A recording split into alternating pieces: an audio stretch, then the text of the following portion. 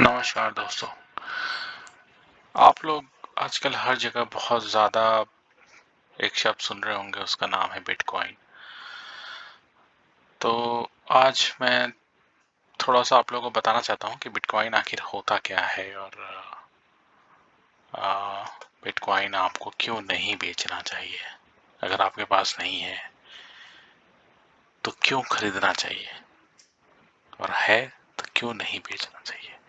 तो आज डेट है दिसंबर 22, 2020 और मैं अपनी जानकारी को बांटने के लिए और जो मुझे पता है इसलिए मैं वीडियो बना रहा हूँ।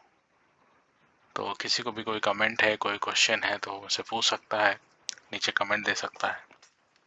ठीक है, तो आइए शुरू करते हैं। क्या है ये, थोड़ा सा बिटकॉइंस के बारे में। तो देखिए, मैं पहले अपने बारे में थोड़ा सा इंट्रोडक्शन दे दूँ। मुझे करीब ऑलमोस्ट लाइक 15 साल हो गए हैं सॉफ्टवेयर इंडस्ट्री में काम करते हुए एज ए सॉफ्टवेयर इंजीनियर। मैंने बहुत बड़ी बड़ी कंपनी में काम किया है, काफ़ी सारी टेक्नोलॉजी पे काम किया है। तो इसलिए थोड़ा सा मैं काफ़ी इंस्पायर्ड हूँ इस पूरे टेक्नोलॉजी को लेके। तो बिटकॉइन जो है वो बेसिकली कुछ एक कंप्यूटर प्रोग्राम है, और कंप्यूटर प्रोग्राम भी नहीं है, कंप्यूटर प्रोग्राम का आउटपुट है ना। जैसे कोई भी आप प्रोग्राम बनाते हैं, जिनको भी थोड़ा सा कंप्यूटर के बारे में जानकारी है उनको आइडिया होगा कि आखिर कंप्यूटर प्रोग्राम होता क्या है। कंप्यूटर प्रोग्राम मतलब कि आपने 4 लाइन का एक स्टेटमेंट लिखा किसी भी इंटरफेस पे, जैसे सी है, सी प्लस प्लस है, पुराने ज़माने पे फोर्ट्रान होता था, फॉक्स प्रो होता था। मतलब हम लोग ने फॉक्स प्रो को बोल फोर्ट्रान से शुरू किया है 2001 1999 के आसपास। तो उस ज़माने में ये सब बहुत ही लो लेवल लैंग्वेज होती थी। इनके बारे में ज़्यादा हेल्प नहीं होती थी, इंटरनेट भी इतना लोकप्रिय नहीं था उस ज़माने में। लोग जो है वो खुद घंटों घंटों जो है प्रोग्राम बनाते थे और उसके आउटपुट के बेसिस पे जो है वो अपना प्रोग्राम आगे बढ़ाते थे, एक लाइन स्टेटमेंट, फिर हम लोग के प्रैक्टिकल एग्जाम्स होते थे। खैर छोड़िए वो सब। बट एक प्रोग्राम, सिंपल सा एक कंप्यूटर प्रोग्राम है का आउटपुट है। जैसे आपने आउटपुट लिखा ना, तो a प्लस बी आपने एक प्रोग्राम बनाया कि 1 + 1 2 होता है, राइट। तो आपने एक वेरिएबल लिया a, उसमें एक वैल्यू फिक्स कर दी, उसकी वैल्यू फिक्स कर दी कांस्टेंट 1। दूसरा वेरिएबल लिया b, उसकी वैल्यू फिक्स कर दी कांस्टेंट 1। अब आपने तीसरा एक वेरिएबल लिया c, उसको इंटीजर टाइप का डिक्लेयर किया और उसमें क्या किया कि c = a + b आपने सेट कर दिया। तो जब भी आप प्रिंट कमांड देंगे, उसका आउटपुट फाइल जनरेट करेंगे, तो c = a + b। इसका मतलब ये हुआ कि a की जो वैल्यू है वो b की वैल्यू से ऐड होके वो c में स्टोर हो जाएगी और c आपको आउटपुट की तरीके से मिल जाएगा। तो आपका आउटपुट उस मतलब प्रोग्राम, कंप्यूटर जो प्रोग्राम होता है ना, उसमें क्या होता है ना कि कोई एक इनपुट होता है और एक आउटपुट होता है। तो इनपुट इसमें हमने कुछ नहीं दिया, इस प्रोग्राम में जो मैंने अभी आपको बताया, इसके अंदर सिंपल मैंने एक आउटपुट दिया है। उसी तरीके से बिटकॉइन जो है वो ब्लॉकचेन एल्गोरिदम के ऊपर बेस्ड एक कंप्यूटर प्रोग्राम है जिसका कोई इनपुट नहीं है, उसका आउटपुट है बस। अब आप बोलेंगे कि बिटकॉइन का सिर्फ आउटपुट है, तो कैसे ये बिटकॉइन आखिर माइंड कैसे होता है, जनरेट कैसे होता है। तो देखिए, एक ऐसा प्रोग्राम जिसके अंदर 0 से लेकर 21 मिलियन तक का एक लूप चल रहा है, समझ रहे आप। 0 से लेकर 21 मिलियन का लूप चल रहा है और उस प्रोग्राम में क्या हो रहा है कि कई सारे नोड्स हैं। नोड्स आप ये समझ लीजिए एक माइनर है। तो जब एक नोड से दूसरे नोड में, जब कंपाइलर जो होता है प्रोग्राम का, जब वो एग्जीक्यूट होता है, तो एक नोड से दूसरे नोड जाता है, तो उसको ट्रांसफर, उस एग्जीक्यूशन को एक नोड से दूसरे नोड में जाने के लिए ना, उसको कुछ अप्रूवल्स चाहिए। अप्रूवल मतलब कि पहला नोड भेजना चाहता है, उसका हाँ चाहिए, और जो दूसरा नोड है वो उसको रिसीव करना चाहता है, उसका हाँ चाहिए। जैसे आपने एक सामान भेजना, मान लीजिए आपको एक पैसा, मान लीजिए आपको किसी को ट्रांसफर करना है, ठीक है, या आपको मान लीजिए कोई चिट्ठी भेजनी है कहीं पे, तो आप उस चिट्ठी के ऊपर लिखते हैं ना, टू में कहाँ भेजनी है और फ्रॉम में कहाँ से आ रही है ये, राइट। तो फ्रॉम का भी पता रहता है उस चिट्ठी में और टू का भी पता रहता है, राइट, कि वो चिट्ठी कहाँ से आई है और कहाँ जाएगी। उसी हिसाब से बिटकॉइन का जो नोड होता है, हर नोड, उसके अंदर कई सारे नोड्स हैं। हर नोड एक तरीके से एक माइनर है। माइनर कौन है? एक ऐसा शख्स जिसने अपने घर में कंप्यूटर लगा के उस एक नोड को कैप्चर किया, उसको ग्रहण किया है, वो अपने आप को माइनर बोल रहा है। इसी तरीके से दुनिया भर में कई सारे हजारों कंप्यूटर्स बने हुए लगे हुए हैं जो माइनर्स अपने आप को बता रहे हैं। जो माइनर्स हैं एक्चुअली में वो नोड है।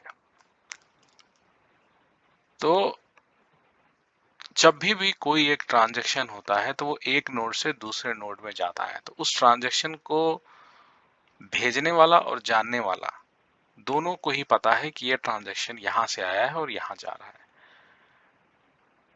तो आप ये समझ लीजिए कि हम लोग, जैसे आप अगर एक बिटकॉइन खरीदना चाहते हैं तो एक्चुअली में बैकग्राउंड में जानते क्या होता है? बैकग्राउंड में क्या होता है, जैसे आपने एक बिटकॉइन खरीदा, तो आपने पैसा दिया, ठीक है, आप गए वहां पे एक्सचेंज में।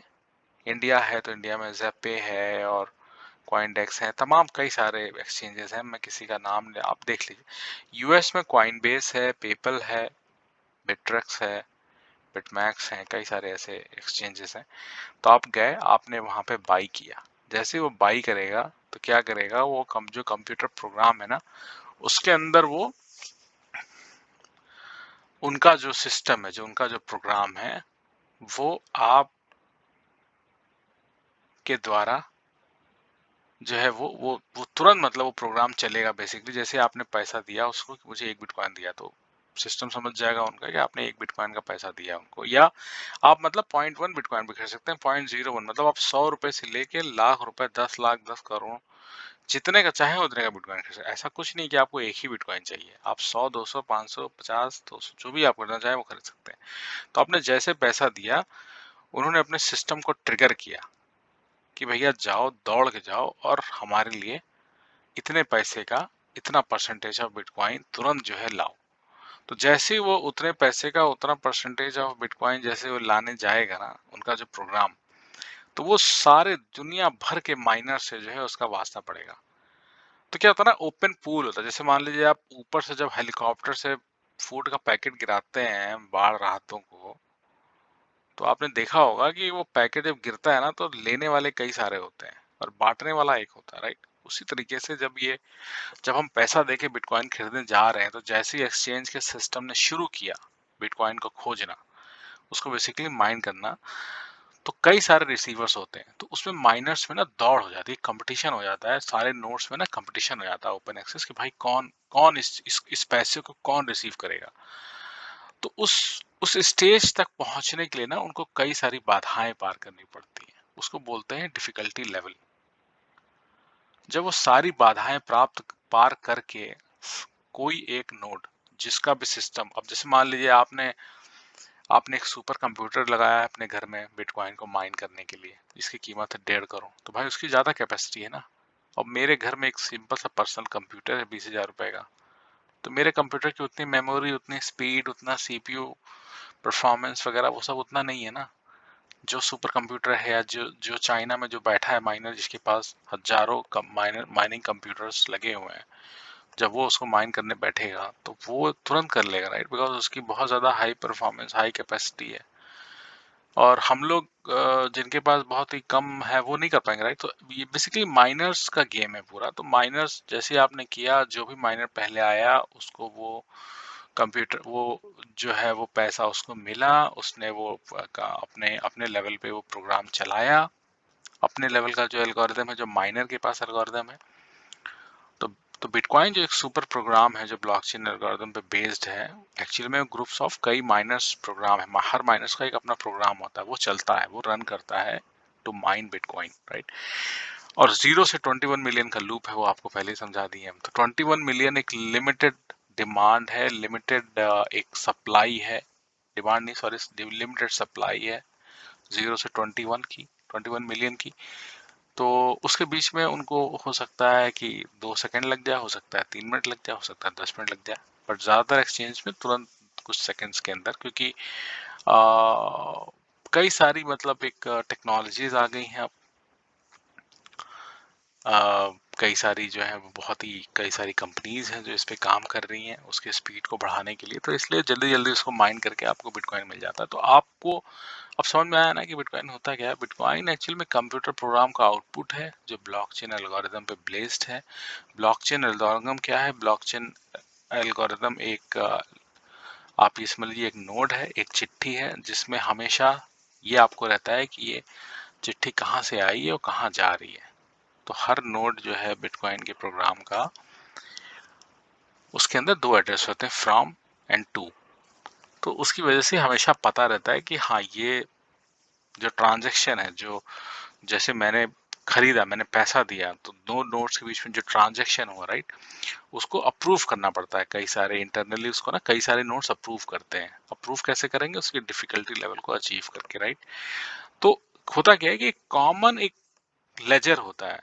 लेजर मतलब बही खाता, जिसमें जाते हैं वो ढूंढते हैं कि हाँ, ये कहाँ है, ये कहाँ है, ये नोट कहाँ है, ऐसा कहाँ है, और उस लेजर में जाके लिखना होता है। और उस लेजर में जैसे आप लिखोगे तो जितने भी माइनर्स है ना, सबको पता चल जाएगा कि अब ये नया एक माइनिंग हो रही है, एक नया पैसा आया है, एक नई रिक्वायरमेंट आई है, एक नई डिमांड आई है।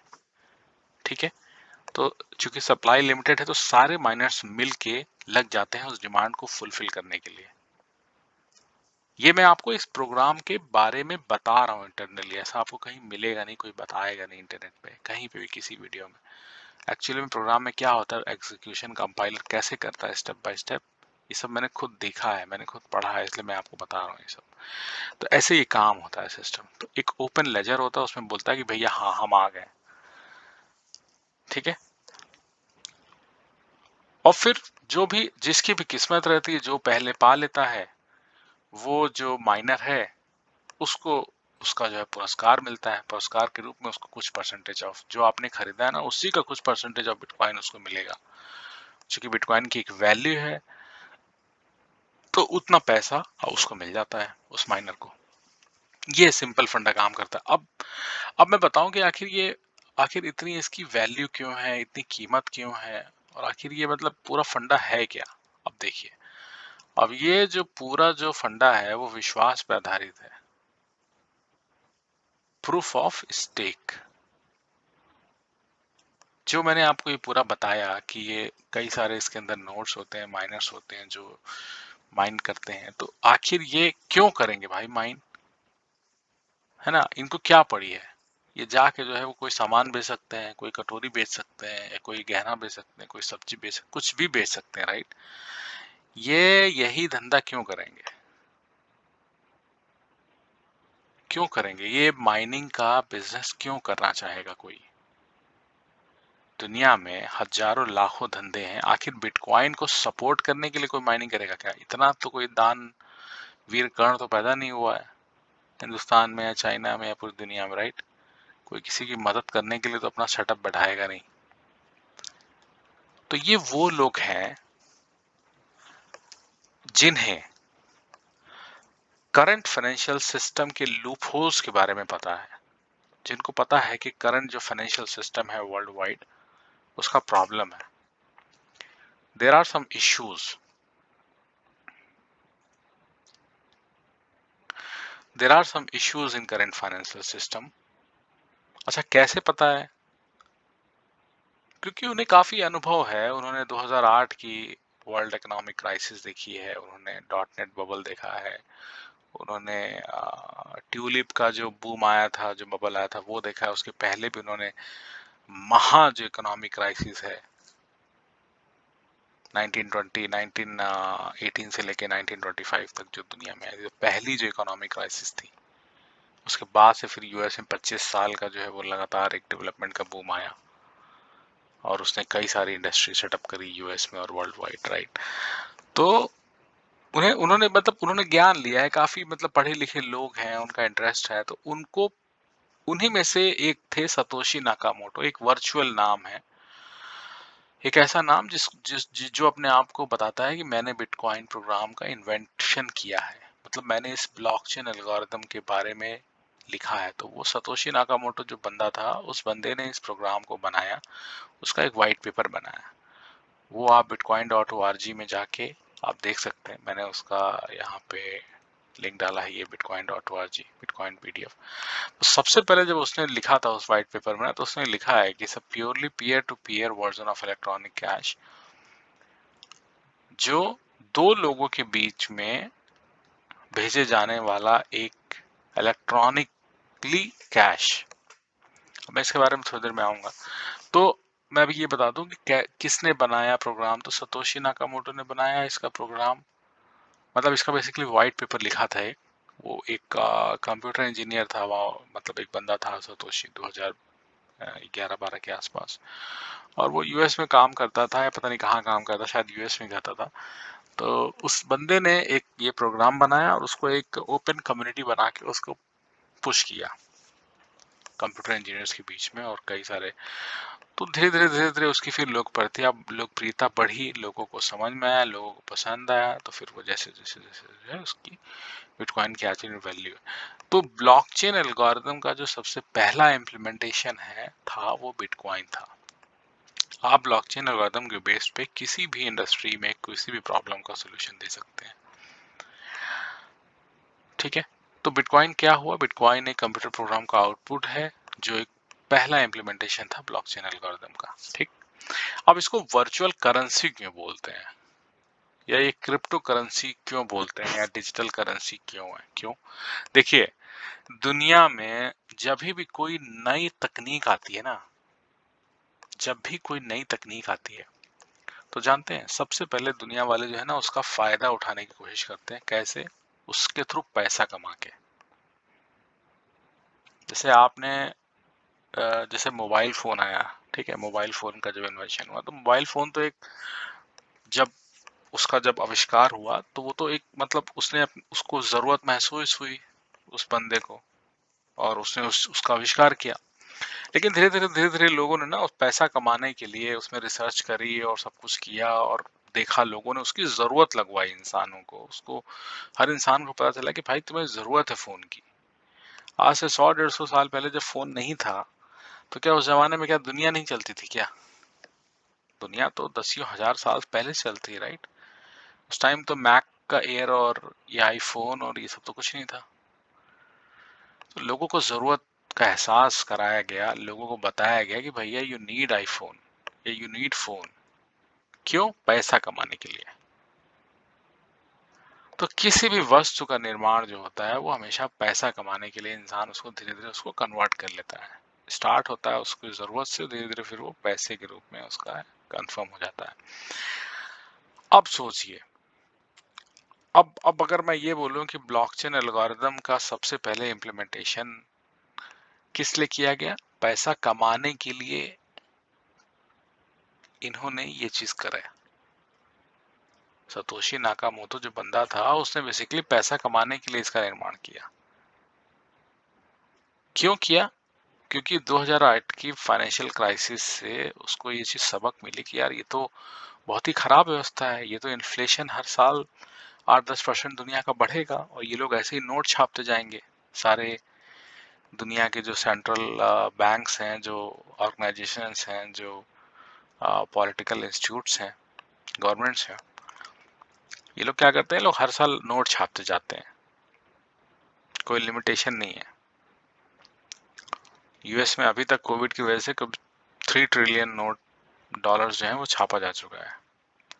और आज ही इन्होंने ऐलान किया $600 का एक अनदर स्टिमुलस पे चेक हर यूएस के बंदे को मिलेगा। तो आज भी पता नहीं, इन्होंने ऑलमोस्ट लाइक 1.5 ट्रिलियन के आसपास आज इन्होंने छापा होगा।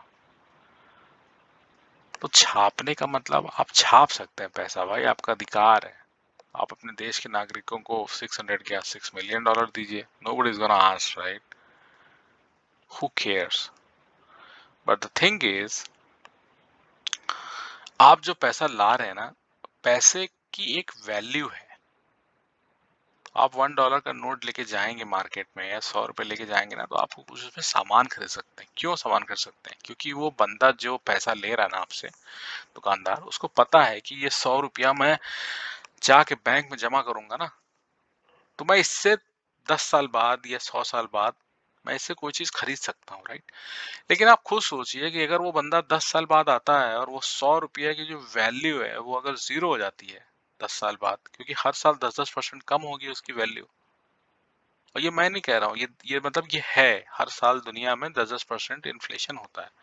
वेनेजुएला है वो हाइपर इन्फ्लेशन से गुजर रहा है आज की डेट में। वहां पे 1-1 लाख वेनेजुएलियन करेंसी के नोट छापे जाते हैं, 10-10 लाख के, क्योंकि वैल्यू इतनी कम हो गई है। ठीक है, तो ये इन्फ्लेशन की वजह से जब आपका 100 रुपया 10 साल में जीरो हो जाएगा तो आप उसको क्यों रखोगे भाई। तो जितने भी ज्ञानी लोग हैं दुनिया के, जो इकोनॉमिस्ट हैं, जो बैंकर्स हैं, जो जिन्हें इकोनॉमी की समझ है, उनको ये एहसास हो गया। आप खुद सोचिए, अगर आज मतलब आज की डेट में अगर आप कोई फ्लैट लेते हैं, कोई एक प्रॉपर्टी लेते हैं, तो आप शुरुआत में 2-4-5 साल 10 साल तो उसकी कीमत बढ़ेगी, राइट। लेकिन क्या 20 साल 25 साल या 40 साल बाद, उसकी 50 साल बाद क्या उसकी कीमत वही रहेगी? फ्लैट की कीमत नहीं रहेगी, उस जगह की भले कीमत रहे लेकिन फ्लैट की कीमत नहीं रहेगी। Flat is a depreciation asset. उसी तरीके से कार है, मारुति 800 की कीमत जो 20 साल पहले थी, क्या आज है क्या? आज क्या मारुति 800 के लिए आप 2.5 लाख रुपए खर्चा करोगे क्या? ये जो आपने 20 साल पहले मारुति 800 खरीदी थी 2.5 लाख रुपए में, क्या उतने 2.5 लाख रुपए आज, क्या उस मारुति कार की 2.5 लाख रुपए वैल्यू है? 2,500 भी नहीं मिलेगी भाई साहब। क्यों? क्योंकि वो टेक्नोलॉजी डेप्रिशिएट हो रही है दिन पे दिन, उससे अच्छी टेक्नोलॉजी हो रही आ रही है। उसी तरीके से जो करेंसी जो होती है ना, करेंसी उसकी उसकी जो वैल्यू है वो डेप्रिशिएट होती है हर दिन। क्यों? क्योंकि उस करेंसी से जो सामान खरीदा जाता है ना, उस सामान की वैल्यू डेप्रिशिएट हो रही है। भाई आप अगर कोई चीज पैदा करते हो तो वो चीज खत्म भी तो होनी है ना। ऐसा तो है नहीं कि वो चीज हमेशा बढ़ती रहेगी, राइट। तो depreciable assets and non depreciable assets, ये दो कैटेगरी होती है एसेट्स की, तो आप उसको जाके पढ़ सकते हैं डिटेल में। बहरहाल आप ये सोचिए कि सतोशी नाकामोटो ने सबके दिमाग में सबसे पहले इस एल्गोरिथम का इम्प्लीमेंटेशन के रूप में उसको ख्याल आया बिटकॉइन के बारे में। उसने सोचा कि मैं करेंसी ही ऐसी बनाऊं जो डेप्रिशिएट ना हो। डेप्रिशिएट कैसे नहीं होगी करेंसी? जब उसकी सप्लाई लिमिट कर देंगे, बिकॉज 0 से 21 मिलियन का लूप चलेगा। तो 21 मिलियन जब आपने सप्लाई लिमिट कर दी, दुनिया में किसी भी करेंसी या किसी भी चीज की सप्लाई लिमिट नहीं है। सप्लाई किसकी लिमिट है? माँ बाप की। माँ बाप की वैल्यू जिंदगी में कभी कम नहीं होती है। क्यों?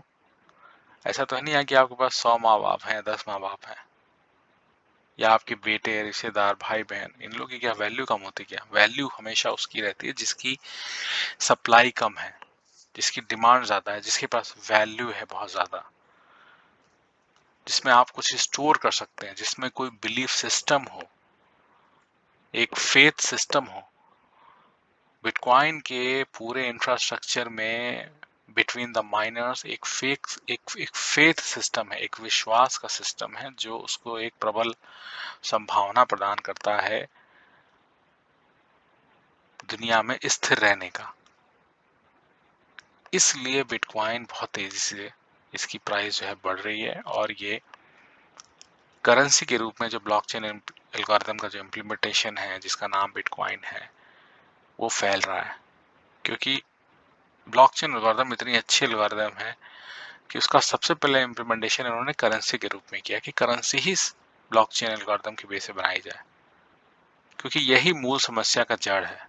आपको याद होगा, ऐसे सैकड़ों साल पहले, हजारों साल पहले बार्टर सिस्टम चलता था। उसमें क्या होता था कि आप 2 किलो गेहूं दीजिए दुकान पे जाके, उसके बदले में आपको कोई सामान मिल जाता। मतलब जिसके पास गेहूं है वो गेहूं देता था, जिसके पास जो चप्पल बनाता है वो चप्पल देता था, जो कपड़े बनाता है वो कपड़े देता था। तो ऐसे एक्सचेंज पे चलता था सामान।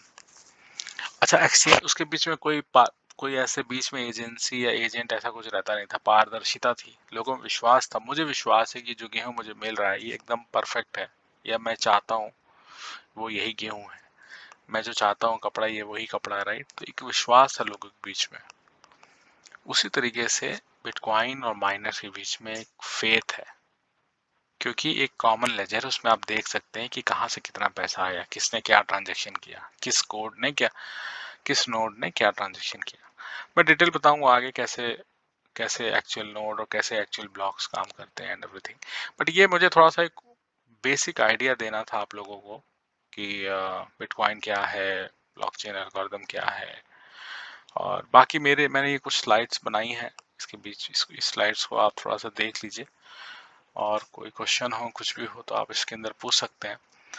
तो कुछ कुछ बहुत चीज़ें हैं, कुछ जल्दी जल्दी मैं बता दूंगा। जैसे ये एक ऐसा फाइनेंशियल मार्केट है जो 24/7 365 डेज अ ईयर चलता है, क्योंकि ये सारी ग्लोबल करेंसीज हैं, without any border, without any price change, every minute of every day सारे एक्सचेंज हमेशा लाइव रहते हैं।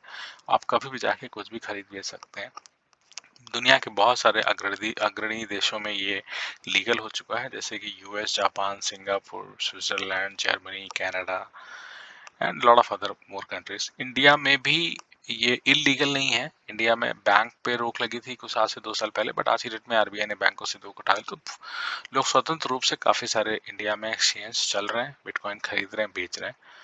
और जो आपको फ्रॉड की खबरें सुनाई देती है, तो फ्रॉड तो इंसान के ऊपर डिपेंड करता है। अब इंसान फ्रॉड है, अब इंसान अगर अपना जो ट्रांजैक्शन है वो बिटकॉइन में ले रहा है या रुपए में ले रहा है, डॉलर में ले रहा है, तो उसमें करेंसी का तो कोई दोष नहीं है ना, उसमें उस इंसान का दोष है जो फ्रॉड कर रहा है। तो आप ये ना सोचिए कि बिटकॉइन कोई फ्रॉड है, नहीं। बिटकॉइन एक मोड है, एक साधन है। जो फ्रॉड बंदा कर रहा है वो फ्रॉड एक अलग है, उसको पकड़िए ना, उसको उसका वो किस मद में अपना पैसा ले रहा है फ्रॉड करने के बाद, दैट डजंट मैटर, राइट। तो ये एक इंटरनेट की मनी है, एक इंटरनेट की करेंसी, जिसको आप कंप्यूटर ईमेल के द्वारा आप उसको यूज कर सकते हैं। डिजिटल वॉलेट ऐप होते हैं, फोन पे रख सकते हैं। आप उसको सुरक्षित रख सकते हैं अपने पेपर वॉलेट में, एक हार्ड वॉलेट में, कोल्ड वॉलेट में, डिजिटल वॉलेट में। कभी भी एक्सचेंज में पैसा नहीं रख बिटकॉइन नहीं रखना चाहिए, हमेशा अपने कोल्ड वॉलेट में रखना चाहिए। फिर इसके बारे में बताऊंगा डिटेल में आपको, ठीक है। तो सारी हिस्ट्रीज मेंटेन रहती है, सारे ट्रांजेक्शन्स मेंटेन रहते हैं, एंड राइट। तो ये थोड़ा सा रहता है। नेक्स्ट ये सेकंड स्लाइड है, इसमें आप देख सकते हैं कि ये एक वाइट पेपर है। इस पे क्लिक करेंगे bitcoin.org, bitcoin.pdf, तो आपको वाइट पेपर मिल जाएगा, उसमें जाके पढ़िएगा डिटेल। ये वाइट पेपर मतलब पहला पेपर जब सतोशी नाकामोटो ने इसके बारे में लिखा था, वही आज की डेट में भी चल रहा है। उसमें कुछ ज़्यादा चेंज नहीं हुआ। कुछ कुछ एडवांस टेक्नोलॉजीज आई हैं इसके बारे में जो इसके परफॉर्मेंस को इम्प्रूव कर रही है, जैसे लाइटनिंग वगैरह है। बट ओरिजिनली जो है बिटकॉइन वैसा ही है जैसे कि 2012 में पहली बार व्हाइट पेपर में लिखा गया था। तो आप देखिए, purely peer to peer version of electronic है। पीयर टू पीयर मतलब दो लोगों के बीच में, दो नोड के बीच में कोई भी ट्रांसफर होता है, कोई भी ऑनलाइन पेमेंट होता है, कुछ भी होता है, तो अब देखिए इन्होंने नाम दिया है एक्चुअली में payment and digital and financial institution without financial right, but actual में ये ट्रांजेक्शन हो रहा है ये।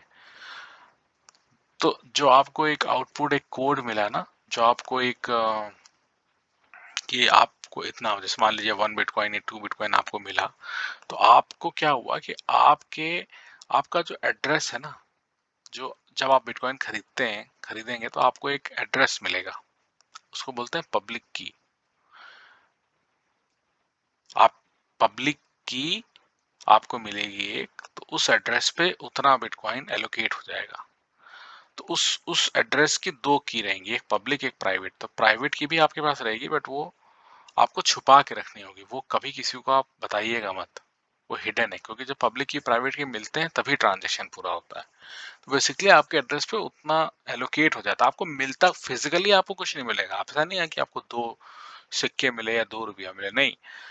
इंटरनली बैकएंड में होता क्या है कि आपके एड्रेस पे 2 बिटकॉइन, अगर आप 2 बिटकॉइन खरीदते हैं या 0.2 खरीदते हैं या पॉइंट, जितने पैसे का, 100 रुपए का, 2 रुपए का, जितने का आप खरीदोगे बिटकॉइन ना, उतना परसेंटेज बिटकॉइन आपके एड्रेस पे एलोकेट हो जाता है।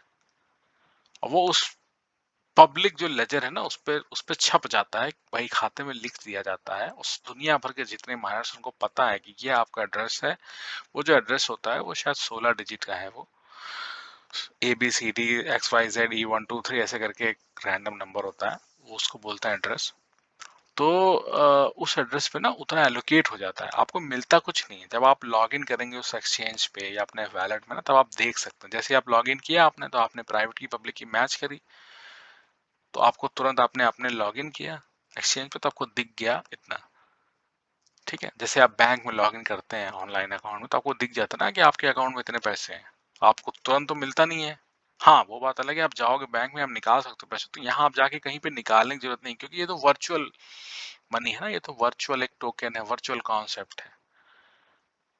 तो आप इसको वर्चुअली किसी किसी भी वेबसाइट पे जाके, जैसे यूएस में कई सारी वेबसाइट्स हैं जिससे आप बिटकॉइन से ट्रांजैक्शन कर सकते हैं, और वो उस ट्रांस जैसे आप गए, मान लीजिए स्टारबक्स पे यहाँ पे कॉफी खरीदने, तो उसमें गए आपने इतना 0.0002 का, मान लीजिए आपने $4 का एक कॉफी खरीदा, तो जैसे आपने उसको पेमेंट किया ना, तो वो स्टारबक्स का सिस्टम क्या करेगा, आपकी की को अपनी की से मैच करेगा, वो ट्रांजेक्शन वेरीफाई करेगा, वो पता करेगा कि आपके एड्रेस पे क्या वाकई में बिटकॉइन मौजूद है कि नहीं है। अगर है, तो आपके बिटकॉइन में से इतना बिटकॉइन वो अपने अकाउंट में ट्रांसफर कर लेगा, तो बस हो गया ट्रांजेक्शन।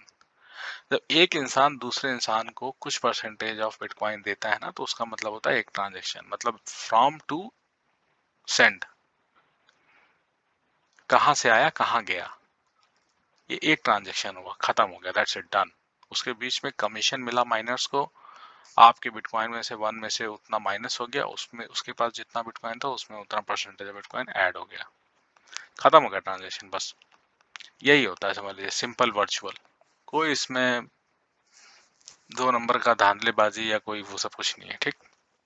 इसलिए इसको एक पीयर टू पीयर इंस्टीट्यूशन और कैश और डिजिटल सिग्नेचर और ये सब चीज़ें इसके अंदर बताई गई हैं, और ऐसा बोला गया क्योंकि कोई थर्ड पार्टी की रिक्वायरमेंट नहीं है, और डबल स्पेंडिंग नहीं करनी है। जैसे मान लीजिए आपने घर खरीदा या आपने कोई भी एक ट्रांजेक्शन किया, तो आपको उस पर चार्ज देना पड़ता है, उस पर टैक्स देना पड़ता है, तो इस तरीके का कोई डबल स्पेंडिंग नहीं है।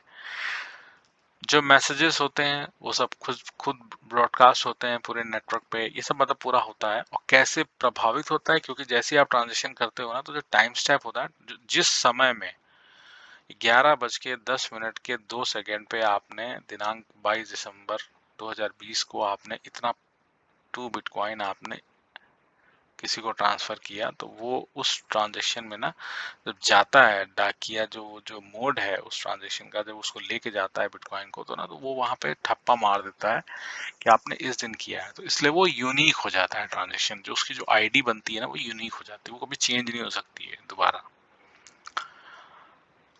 तो अब हमेशा जब भी कोई चेक करेगा, तो उसको पता चल जाएगा कि ये जो ट्रांजेक्शन हुआ है वो आपके एड्रेस से इस एड्रेस पे हुआ है, तो मतलब आप छुपा भी नहीं सकते हो इस ट्रांजेक्शन को ना, आप छुपा भी नहीं सकते हो, ये हमेशा ओपन रहेगा, ठीक। इस तरीके से ये बिटकॉइन का पेपर लिखा गया, तो आप पढ़िएगा डिटेल।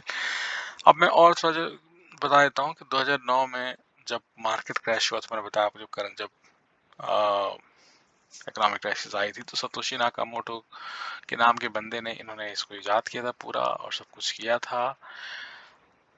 मई 2020 तक ऑलमोस्ट लाइक 47,000 नोट्स हैं, जो मैंने बताया ना, नोट्स हैं जो माइनर्स हैं, ठीक है, तो ये ऑलमोस्ट इंक्रीज हो गए हैं, काफ़ी इंक्रीज हो रहे हैं डे बाय डे।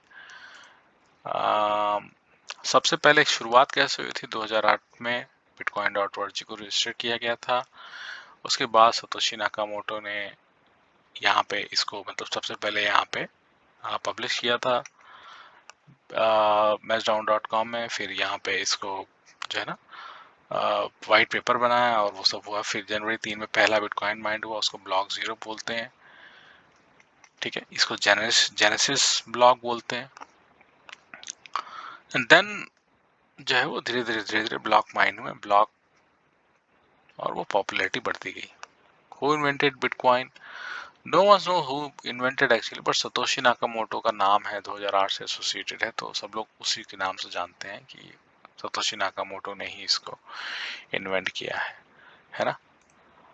सतोशी अच्छा, ये एक वर्चुअल नाम है, हम लोग सबको पता है दुनिया में कि ये वर्चुअल नाम है, तो उन्होंने आखिर नाम छुपाया क्यों? तो हो सकता है सिक्योरिटी रीजन छुपाया हो, या प्राइवेसी से, वो नहीं चाहते थे कि मान लो भविष्य में कभी इसकी पॉपुलैरिटी बढ़ जाए तो लोग उनको कुछ हार्म पहुंचाएं या कुछ भी, है ना, कुछ भी मतलब उनसे उन पे दबाव डालने या मतलब उनकी इंडिविजुअलिटी है, उन्होंने छुपा के रखा, सो दैट्स फाइन। सो है ना, तो ये एक कॉन्सेप्ट है। सेफ्टी, या that's what I was talking actually, safety, right. तो ऑलमोस्ट लाइक 32 ऑफ 49 ब्लॉक्स माइंड हो चुके हैं। उसके बाद उस जमाने में 50 बीटीसी पर ब्लॉक का रिवार्ड होता था, मतलब एक ब्लॉक जब कई माइनर्स मिलके माइन करते थे तो उनको 50 बीटीसी इनाम के रूप में मिलते थे, वो बराबर बढ़ता था सब में। तो धीरे धीरे क्या हो रहा है ना कि हर 4 साल पे वो जो रिवार्ड है वो कम, उसका उसका 50% हो गया। अभी हाल ही मई 2020 में ना उसका रिवार्ड फिर आधा हो गया, अब वो 6 हो गया है, 12 से 6 हो गया है। तो अब जब भी कोई ब्लॉक माइन होता है ना तो 6 बीटीसी रिलीज होते हैं उस प्रोग्राम से, और वो बराबर बढ़ते हैं उन माइनर्स के बीच में। तो इसी तरीके से सप्लाई ना डे बाय डे घटती जाएगी बिटकॉइन की, और क्योंकि लिमिटेड है 21 मिलियन, और जो उनका जो रिवार्ड होता है, जैसे एक ट्रांजेक्शन पूरा हुआ तो जब माइनर्स को रिवार्ड मिला, जो उनको इनाम मिला, जिसके लिए उन्होंने पूरा सेटअप लगा के रखा हुआ है, वो कम होता जाएगा। तो जब कम होगा तो इसका मतलब ये नहीं कि उनका नुकसान होगा, नहीं, नुकसान नहीं होगा। कम होगा ना तो उसकी वैल्यू बढ़ेगी, क्योंकि इसकी डिमांड बढ़ रही है। डिमांड क्यों बढ़ रही है बिटकॉइन की? क्योंकि लोगों का विश्वास बढ़ रहा है इसके ऊपर। लोगों का विश्वास करंट फाइनेंशियल सिस्टम से टूट रहा है। लोगों का विश्वास गोल्ड से हट रहा है, क्योंकि गोल्ड में भी बहुत फेकनेस आ गई है, और गोल्ड भी जो है वो बहुत कई सारा मतलब उसके अंदर धांधली शुरू हो चुकी है, और वो अब आज के हिसाब से ना उतना कंपेटेबल भी नहीं है। तो इसको बिटकॉइन को ना गोल्ड 2.0 बोला जा रहा है। क्यों? क्योंकि इंटरनेट के थ्रू आप ट्रांसफर कर सकते हो, बहुत इजी टू कैरी है, फोन में आप जा सकते हो, है ना, कहीं भी आप ले जा सकते हो। तो आप तो इस लिहाज से बड़ी बड़ी कंपनियां इसमें पैसा डाल रही हैं, इसमें इन्वेस्ट कर रही हैं, जस्ट इसलिए कर रही है। सोने में जैसे लोग पैसा इन्वेस्ट करते हैं ना, क्या करते हैं आप बताइए? आप सोने में पैसा डाल के उसको छोड़ देते हैं ना फिर 10 साल, 40-40 साल तक, राइट? उसकी वैल्यू क्यों? क्योंकि आपको विश्वास है कि सोना जो है वो कभी खत्म नहीं होगा, और उसकी वैल्यू डे बाय डे बढ़ेगी, राइट? क्योंकि सबको सोना पसंद है पूरी दुनिया में। और ऐसा नहीं है रातों रात आपको सोना सबको पसंद नहीं आया है। दुनिया में हर करेंसी का जो बैकअप है ना वो सोना है, एक्सेप्ट यूएस डॉलर। बहुत साल पहले यूएस डॉलर का जो प्रेसिडेंट थे अमेरिका के, उन्होंने यूएस डॉलर की बैकअप जो गोल्ड को ना हटा दिया था। ये अब अपनी मर्जी से ये लोग पैसा छापते हैं, डॉलर, कोई इसका बैकअप वैकअप नहीं है। इंडिया में अगर 1 रुपया छपता है तो उसके बजाय 1 रुपये का गोल्ड ना गवर्नमेंट को आरबीआई में सुरक्षित रखवाना पड़ता है, तब वो उतने पैसा छाप सकता है। समझ रहे ना? मतलब पैसा क्या है? पैसे को वैल्यूएबल बनाने के लिए उतने पैसे का सोना जो है ना रखवाया जाता है, ताकि उस पैसे की इज्जत मेंटेन रहे, उसकी एक वैल्यू मेंटेन रहे। यूएस डॉलर में कोई वैल्यू नहीं मेंटेन है, यहाँ पे कोई बैकअप नहीं है गोल्ड का। ये सब फेड द्वारा, यहाँ की सेंट्रल गवर्नमेंट द्वारा कंट्रोल्ड है, राइट? तो इन्हीं सब ड्रॉबैक की वजह से ही बिटकॉइन को गोल्ड 2.0 बोला गया है, और गोल्ड और बिटकॉइन के अंदर इतनी वैल्यू है because of all these features, जो लोगों का विश्वास बढ़ा रही है। और 12 साल से ये टिका हुआ है, इसको कोई भी अभी तक ना कोई इसको हैक कर पा रहा है, ना कोई ये वो है, बिकॉज इसकी जो फीचर्स हैं ये मतलब आप ये समझ लीजिए कि बिटकॉइन ब्लॉकचेन टेक्नोलॉजी का एक अद्भुत नमूना है। और ब्लॉकचेन टेक्नोलॉजी एक ऐसी बेहतरीन टेक्नोलॉजी है कि जिसका कोई तोड़ ही नहीं है। आने वाले हजारों सालों तक समझ लीजिए ब्लॉकचेन टेक्नोलॉजी राज करने वाली है। सारी टेक्नोलॉजी सब फेल हो जाएंगी। मतलब आप ये समझ लीजिए कि ब्लॉकचेन टेक्नोलॉजी जानते क्या है? ब्लॉकचेन टेक्नोलॉजी ये, जैसे मान लीजिए हिंदुस्तान में, आपको याद होगा जो पुराने लोग हैं ना, एक जमाने में जब जनगणना शुरू शुरू हो रही थी ना इंडिया में, तो बड़ा विरोध हुआ था उसका। जनगणना, जनगणना मतलब कि सेंसेक्स। सेंसेक्स मतलब कि सरकार को ये जानना था कि कितने लोग हैं देश में, क्या धर्म है, क्या नाम है, क्या जाति है, उम्र क्या है, कहाँ रहते हैं, पूरा डिटेल वही खाता। क्यों? सरकार को क्यों जानना था? ये सरकार को इसलिए जानना था कि ताकि सरकार उसके हिसाब से यार सब पॉलिसीज बनाए, सब व्यवस्था करे, रुपए पैसे की, खाने पीने का सब इंतजाम करे।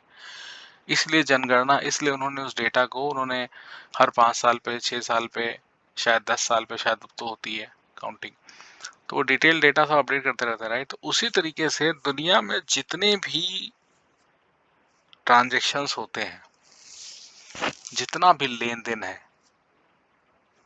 चाहे कंप्यूटर खरीदना हो, चाहे सब्जी खरीदनी हो, चाहे आपको कोई काम करना हो, नौकरी करनी हो, कोई भी ट्रांजेक्शन, ट्रांजेक्शन मतलब ये हुआ कि एक प्रोसेस जो एक पॉइंट से शुरू हुआ है 0 से और 1 पे आके खत्म हुआ है, फ्रॉम टू एंड। इस point A to point B की जो दूरी है, इस दूरी को ट्रांजेक्शन बोलते हैं। तो कोई भी काम मतलब जैसे मान लीजिए आप सुबह उठते हैं, तो ऐसा तो है नहीं कि आप सुबह 10 बजे उठते हैं, कभी 12 बजे उठते हैं, कभी 3 बजे उठते हो, नहीं, ऐसा तो नहीं है ना। सुबह एक पूरा दिन बनाया गया है 24 घंटे का, उसके अंदर फिर एक टाइम बनाया गया है कि आप सुबह 6 से लेकर 8 बजे के 9 बजे के बीच में आप उठेंगे, 7 बजे तक उठेंगे, राइट। तो एक पूरा सिस्टम बनाया गया है, एक एवरीथिंग इज लाइक फिक्स्ड। तो आज की दुनिया में ना, आज की डेट में अभी तक ना कुछ फिक्स्ड नहीं है। आपको नहीं पता कि नाइजीरिया में जो है वो इस टाइम कितने लोग खाना खा रहे हैं, पता है आपको? कि कितने लोग सो रहे हैं, नहीं पता, राइट। तो ब्लॉकचेन एक ऐसी टेक्नोलॉजी है जो पूरी दुनिया को एक सिरे में बांध सकती है और सब हिसाब रख सकती है, सब कुछ, मतलब एक पूरा एक विश्वसनीय वाला सिस्टम एक डेवलप कर सकती है, एक बहुत अच्छी दुनिया बना सकती है जिसमें जो है वो सबका हिसाब किताब हो, सब लोगों को सबकी जानकारी हो। ऐसा नहीं कि आप कोई अपनी जानकारी छुपा सकते हैं, नहीं, ऐसा नहीं, बिकॉज वो ब्लॉकचेन ओपन लेजर पे डिपेंड करता है। तो सबको सबकी जानकारी रहेगी। एक सामान जो चाइना से चला वो कितनी देर में इंडिया पहुंचेगा, ट्रांसपोर्टेशन में बहुत ब्लॉकचेन का यूज हो रहा है, आईओटी डिवाइसेस को यूज करते हुए। उसमें आज की डेट में कभी भी आप देख सकते हो कि मेरा पोर्ट पे कहाँ सामान पड़ा हुआ है, अभी तक कितने स्टेप से गुजरा है सामान, कितने स्टेप्स बचे हुए हैं। तो you can monitor everything, and it's not for monitoring purpose, it's for your open access. It's basically to smooth the process, मतलब ताकि काम आराम से हो जाए, ठीक है, उसमें कोई दिक्कत ना हो, कोई उसमें मतलब कोई शक शुबा ना हो, कोई शक ही ना हो किसी को, एक बिकॉज एक प्रूफ ऑफ स्टेक जुड़ा हुआ है, एक विश्वसनीयता जुड़ी हुई है दो ट्रांजेक्शन्स के बीच में। मैंने बताया ना कि दो ट्रांजेक्शन्स मतलब एक कोई भी काम point A to point B, उसको एक ट्रांजेक्शन का दर्जा दिया जाता है आईटी इंडस्ट्री में या ब्लॉकचेन टेक्नोलॉजी में कह लीजिए, किसी प्रोग्राम में। जैसे मैंने आपको शुरुआत में बताया था कि C is equal to A+B, तो C एक वेरिएबल है, उसमें A में मान लीजिए 1 है, B में 1 है, तो C का क्या होगा, 2 होगा, राइट। तो ये एक ट्रांजेक्शन हुआ, ये प्रोग्राम शुरू हुआ। जब भी कोई प्रोग्राम शुरू होता है तो उसका एक इनपुट होता है, फिर वो एग्जीक्यूशन होता है बीच में, फिर उसका एक आउटपुट होता है। तो ये प्रोग्राम शुरू हुआ, खत्म हुआ, तो ये एक ट्रांजेक्शन हुआ। तो इस ट्रांजेक्शन में आपको पता है, राइट, कि इस प्रोग्राम में क्या लिखा हुआ। उसी तरीके से दुनिया में अभी हजारों लाखों करोड़ों ऐसी चीजें हैं ना जो सब किसी को पता ही नहीं है, हमने पढ़ी हुई है बस किताबों में, सुना है, कोई कुछ बोल देता है, कोई कुछ बोल देता है, राइट। बट उसका कोई एक बही खाता नहीं है। पूरी दुनिया को एक बही खाते में निपटाने के लिए ब्लॉकचेन एल्गोरिदम का निर्माण हुआ है, जिसका सबसे पहला इम्प्लीमेंटेशन जो है वो बिटकॉइन है। क्यों? क्योंकि भैया पूरी दुनिया की जो शुरुआत होती है ना, पैसे से होती है। पैसे से ज्यादा वैल्यूएबल कोई चीज नहीं है। पुराने जमाने में गोल्ड होता था ना, गोल्ड के लिए ही सारे युद्ध होते थे, सब कुछ मार होती थी, पैसे के लिए सारा काम होता था। तो इसीलिए पूरी दुनिया को ब्लॉकचेन एल्गोरिथम में बांधने के लिए सबसे पहले जब दुनिया के जो इकोनॉमिस्ट हैं उन्होंने, या सतोशी नाकामोटो का जो विजन था, उन्होंने जब इसको निर्माण किया तो इसको करेंसी में इम्प्लीमेंट किया, और जैसे जैसे जिसको जिसको समझ में आ रहा है वो इसको जो है वो फील कर रहा है इस टेक्नोलॉजी को, और इसको अपना रहा है, इसके बारे में सोच रहा है, फैला रहा है। तो मैं यही चाहता हूँ कि आप लोग भी थोड़ा सा देखिए, सुनिए, समझिए क्या है टेक्नोलॉजी, कैसे मतलब ये काम है, कैसे मतलब जो है वो चलता है, और उसके बाद मतलब धीरे धीरे जो है वो आपको लगता है कि इसकी वैल्यू बढ़ेगी, तो लोग आज की डेट में तो इसको as a store of value लोग समझ रहे हैं बिटकॉइन, तो इसलिए इसको पैसा डाल रहे हैं ताकि उसको बढ़ेगी तो उसमें ज़्यादा से ज़्यादा लोग उसको कंज्यूम करेंगे। तो उसकी जब सप्लाई लिमिटेड है तो जो है वो उसकी वैल्यू बढ़ेगी, उसको जो है वो लोग ज़्यादा कंज्यूम करेंगे, लगा ज़्यादा फैलाएंगे, तो इसलिए बस उसको डाला जाए। धीरे धीरे धीरे धीरे सारा सिस्टम बनेगा, उस पर होगा और वो फैलेगा। तो इन्हीं शब्दों के साथ मैं ये वीडियो का समापन करता हूँ। आशा है आप लोगों को समझ में आया होगा। ये मैंने हिंदुस्तान के लिए और हिंदी हिंदी भाषियों के लिए, खासकर जिनको हिंदी समझ में आती है, इसलिए मैंने हिंदी में बनाया है और मैं चाहता हूँ इसको फैलाएं आप लोग। और हिंदी तो एक ऐसी लैंग्वेज है, देखिए किसी को भी समझ में आ जाएगी इंडिया में, जो खासकर जो लोग रहते हैं, जो इंडियंस हैं। सारी लैंग्वेजेस एक दूसरे से जुड़ी हुई हैं। और कोई भी आपको क्वेरी हो, संदेह हो, कुछ भी आपको समझ में ना आया हो या आपको लगता है मैंने कुछ गलत बोला हो, तो मुझसे आप पूछ सकते हैं और इसके इसके ऊपर बात कर सकते हैं, कमेंट करिए, मुझे ईमेल कर सकते हैं। ठीक है, थैंक यू सो मच और स्वस्थ रहिए, खुश रहिए। Bye bye.